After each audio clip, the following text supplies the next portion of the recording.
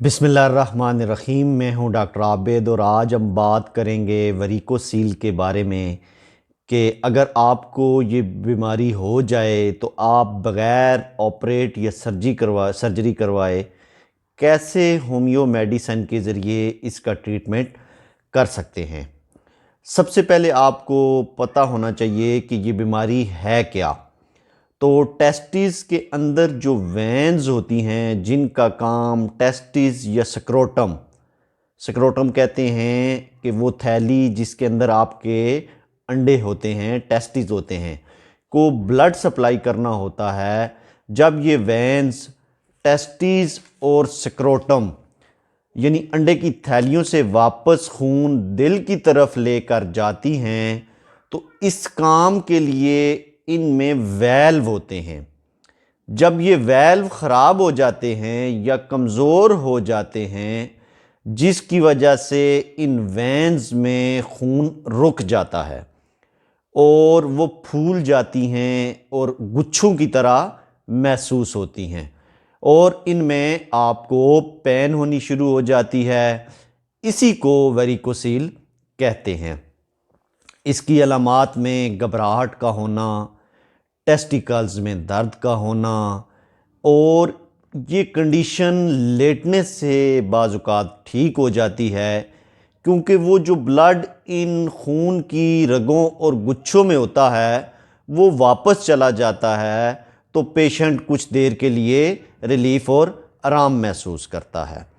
कुछ लोगों को हल्का सा दर्द पेट से शुरू होकर टेस्टिकल्स में आ जाता है।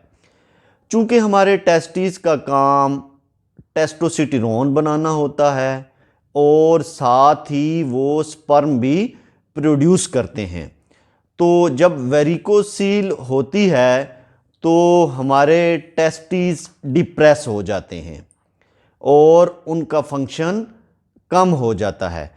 इस वजह से आपको लो स्पर्म काउंट हो जाता है यानी मनी के अंदर कीड़ों की मिकदार कम हो जाती है जिससे आप औलाद पैदा करने के काबिल नहीं रहते और साथ ही साथ टेस्टोस्टेरोन लेवल कम हो जाता है जिसकी वजह से मर्दाना कमज़ोरी या इरेक्टाइल डिसफंक्शन यानी नफ्स में तनाव में कमी आ जाती है जिसकी वजह से मुख्तलिफ दीगर मसाइल भी मर्द इस नफसियाती मसाइल का भी शिकार हो जाते हैं। तो अब हम जानते हैं कि इसकी ट्रीटमेंट क्या है। तो एलोपैथिक में तो ज़्यादातर अल्ट्रासाउंड, स्क्रोटम का अल्ट्रासाउंड किया जाता है, टेस्टोस्टेरोन लेवल चेक किया जाता है और इसके अलावा और भी मुख्तलिफ टेस्ट करने के बाद अगर आप वेरिकोसील के पेशेंट हैं तो ज़्यादातर सर्जरी यानी ऑपरेशन रिकमेंड किया जाता है। जबकि होम्योपैथी में सबसे पहले मुख्तलिफ अद्वियात के ज़रिए इसको ठीक करने की कोशिश की जाती है और बेशुमार पेशेंट इस सिलसिले में बेहतर हुए हैं, ठीक हुए हैं। तो उसके बाद अगर ना ठीक हो तो फिर सर्जरी रिकमेंड की जाती है। तो बहुत सारी मेडिसिन यूज़ की जाती हैं जिनमें R42 है, हेमामेलस है, कलकरिया फ्लोर इस्तेमाल की जाती है और बेसिकली जो हेमामेलस और कलकलिया फ्लोर हैं ये दोनों मेडिसन वेन्स की वैल्व को दुरुस्त करती हैं और वेरिकोसेल की वजह से जो आपको इरेक्टाइल डिसफंक्शन यानी मर्दाना कमज़ोरी है इसके लिए आप डामियाना, एग्नस कास्टस, योहिम्बिनम और मुख्तलिफ मेडिसन का एक फार्मूला मिलाकर इस्तेमाल कर सकते हैं। और ये याद रखें कि आप ये मेडिसन बग़ैर डॉक्टर की हदायत के अलावा इस्तेमाल ना करें, ये आपको नुकसान भी दे सकती हैं। होम्योपैथी मेडिसन उसी सूरत में नुकसान नहीं देती जब आप किसी होम्योपैथ डॉक्टर की ज़ेरे निगरानी ये मेडिसन इस्तेमाल करेंगे तो आपको होम्योपैथी की मेडिसन नुकसान नहीं देंगी और उनके साइड इफ़ेक्ट्स नहीं होंगे।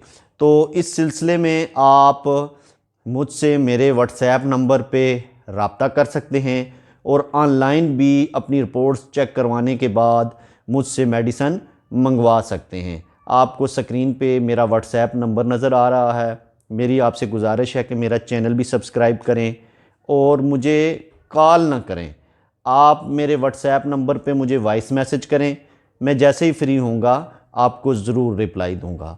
अल्लाह ताला आपका हामी व नासिर हो, आपको तमाम बीमारियों से बचाए।